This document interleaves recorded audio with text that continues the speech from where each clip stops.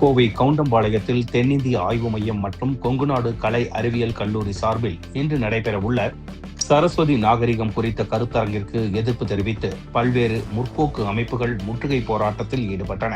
சிந்து சமவெளி நாகரிகத்தை சரஸ்வதி நாகரிகம் என மாற்றி பெயரிட்டு வரலாற்றை திரிக்கும் முயற்சி மேற்கொள்ளப்படுகின்றது என போராட்டக்காரர்கள் குற்றம் சாட்டினர்.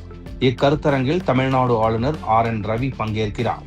இதனை எதிர்த்து கோவை டாடாபாத் பகுதியில் தந்தை பெரியார் திராவிட கழகம் உள்ளிட்ட பல்வேறு முற்போக்கு இயக்கங்கள் ஒன்று திரண்டு போராட்டத்தில் ஈடுபட்டனர்.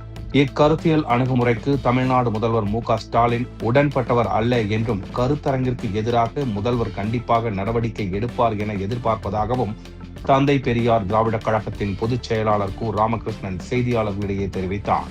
இப்போராட்டம் காரணமாக அந்த பகுதியில் பரபரப்பு ஏற்பட்ட நிலையில் பாதுகாப்பு பணியில் ஈடுபட்ட காவல்துறையினர் போராட்டத்தில் ஈடுபட்ட அனைவரையும் கைது செய்து அழைத்துச் சென்றனர்.